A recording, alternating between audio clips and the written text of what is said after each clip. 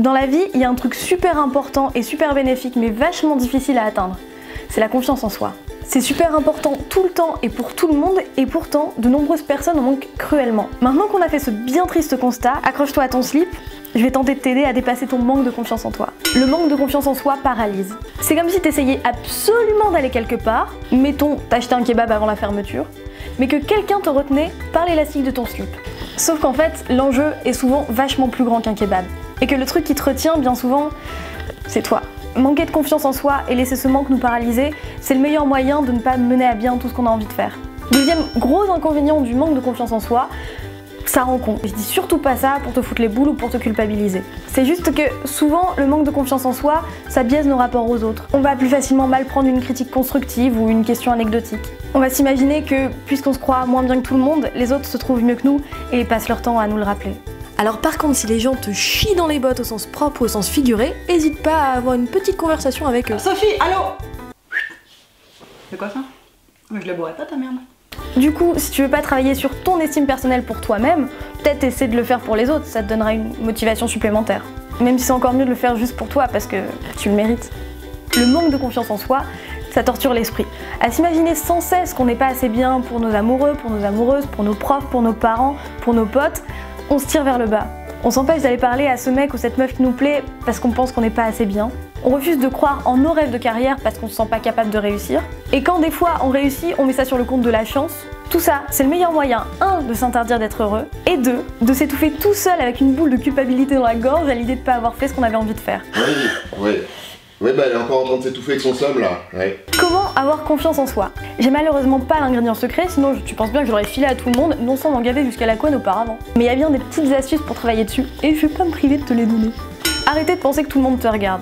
C'est un truc tout con en fait, mais à chaque fois que je m'apprête à faire un truc que j'ai vraiment envie de faire, je peux pas m'empêcher d'imaginer que tout le monde a les yeux braqués sur moi, prêt à me regarder, me planter comme une merde. Bah il se trouve qu'en fait les gens, ils ont sûrement pas les yeux braqués sur toi. Tiens par exemple moi, j'avais super peur de lancer ma chaîne YouTube en m'imaginant que des millions de personnes allaient me regarder faire de la merde. Alors qu'en fait, bah si ça se trouve vous êtes deux. Bien sûr, il y a toujours des situations dans la vie où toutes les paires d'yeux sont effectivement braquées sur toi, genre quand tu passes un exposé ou un entretien d'embauche. Mais tu peux toujours embaucher quelqu'un pour faire diversion.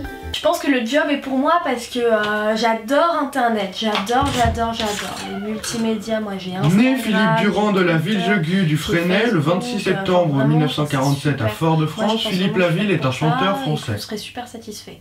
Blague à part, c'est un truc qui paralyse avant, parce qu'une fois que t'es lancé, les gens tu les vois plus. Et au pire, tu peux toujours les imaginer en train de chier. Ça marche pas mal. La confiance en soi, ça fluctue. Il y a des tranches de 30 minutes où tu vas être au top en termes d'estime de toi et d'optimisme. Et puis 10 minutes plus tard, tu sais pas pourquoi, t'as l'impression d'être une merde. Écris-toi une liste dans les moments où tu te sens bien de quelques trucs que tu trouves vraiment super chez toi. Et garde-la précieusement sur toi. Comme ça, dans les moments où il est un peu plus difficile de t'aimer, tu la relis et bim, ça remonte ta jauge de la joie. Être gentil. Ça paraît totalement neuneux à dire comme ça, mais j'ai jamais autant confiance en moi que quand je suis heureuse. Et je suis jamais aussi heureuse que quand je suis gentille avec les autres. Par gentil, j'entends pas du tout s'écraser et dire oui à tous les services qu'on te demande. Hein.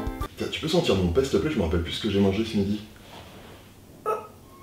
Par gentil, j'entends surtout pas être méchant. C'est vrai que sur le coup, ça fait ressentir une sorte de plaisir chelou un peu de baver sur les gens quand ils sont pas là. Ou de faire une réflexion acerbe et infondée à quelqu'un qui n'en mérite pas tant. Je sais pas toi, mais moi, après, ça me fait vraiment me sentir un peu mal. Je me sens coupable, un peu comme si j'avais mangé 4 fois du McDo dans la même journée.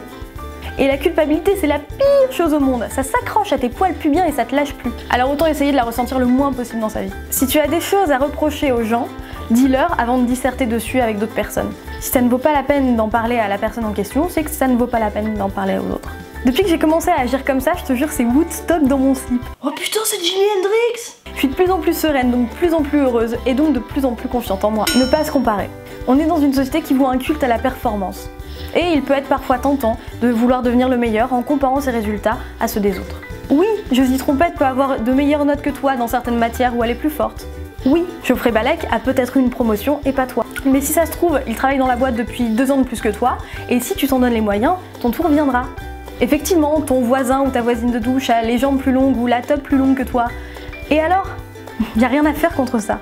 Si ça se trouve, il ou elle est actuellement en train d'envier la fraîcheur de ta raie. Focalise-toi sur ce que tu aimes chez toi et vois-toi comme un individu unique, avec tes points forts et tes points faibles, comme tout le monde. Ne te vois pas à travers le prisme de la comparaison, sinon ça te donne une image de toi toute pétée.